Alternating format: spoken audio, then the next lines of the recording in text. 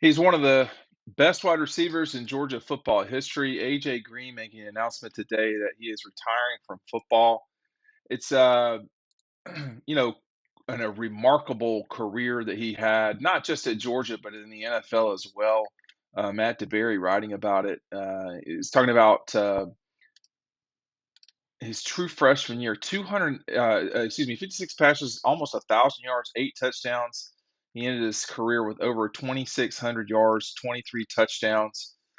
AJ Green was exceptional. He was electric, the number 4 overall draft pick in 2011 after his 2010 season. Um, I don't know if he will be a Hall of Fame guy. My suspicion is that he will. 11 years, almost 11,000 yards, 70 touchdowns with two franchises that were not unbelievable traditionally in the Bengals as well as the Cardinals. But I just want to remember some stuff that AJ did. I remember the first time going out to see him play, and he was playing not in Somerville. He was playing in Monk's Corner, which is like Somerville's arch rival area, and they were playing a team from Miami. And Somerville, the Green Wave, were massively over.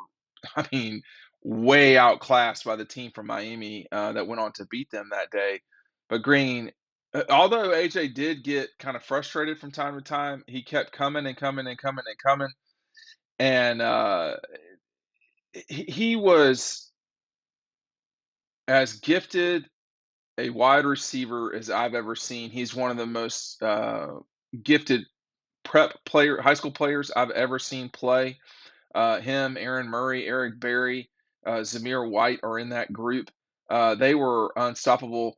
Derek Brown was very good too, as was Mecole Hardman, just in high school talking. And then I remember his first year at Georgia in 2008. AJ came on with a team at Georgia that was the number one team in the country coming into that season.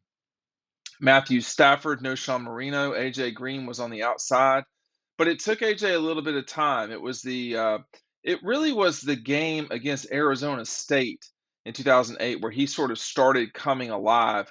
A week later, he tried to make a play against Alabama. The ball popped up and an interception returned, not for a touchdown, I don't think, but soon thereafter, Alabama scored.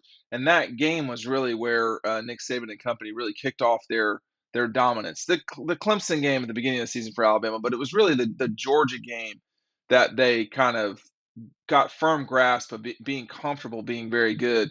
And AJ was a big part of that game. But his career at Georgia was marked by, three different quarterbacks. First with Matthew, then with Joe Cox, who's now a coach at Alabama, and then Aaron Murray's first season at Georgia. I'm going to talk about that last year of AJ's at Georgia in a second. Make sure you're picking up Double Dogs. A lot of folks are ordering this now. They do not want to miss out on the beginning of at the beginning of this thing. Pick it up today. You'll get it in early March, but pick it up today because we've got a lot of orders and we're already backlogged. So pick it up.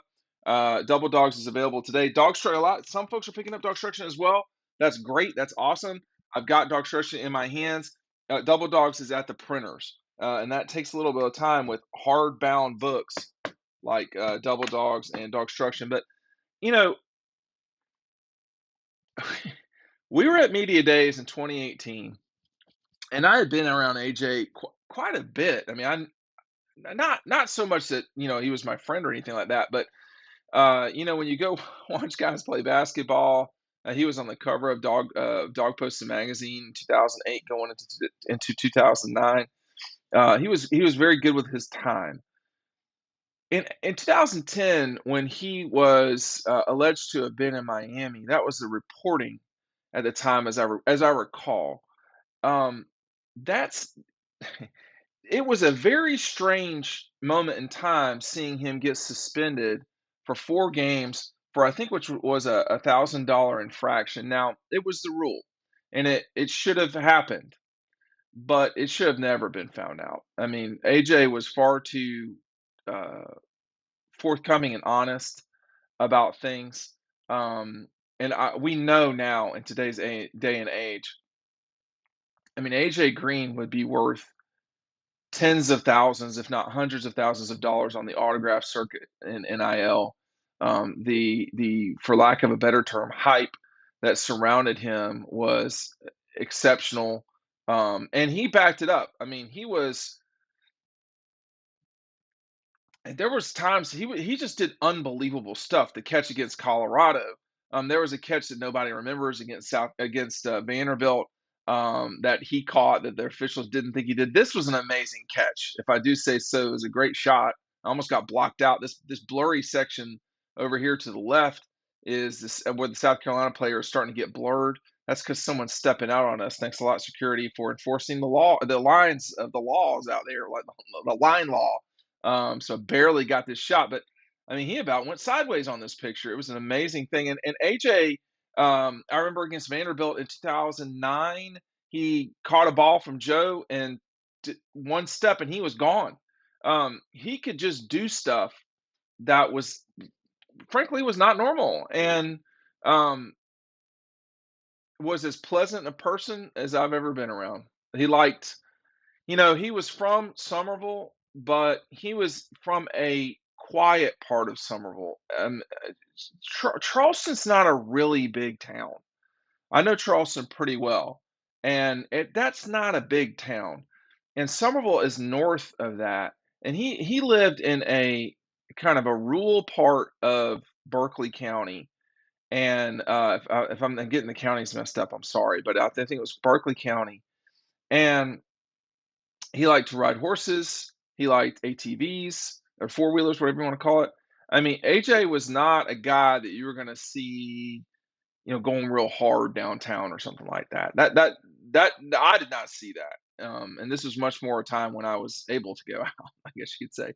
So um, he was quiet in many ways. The team that I'm talking about from Miami really frustrated him that day, and that's the angriest I've seen him in his time playing football. But AJ Green was outstanding, y'all. I mean, he was a great player.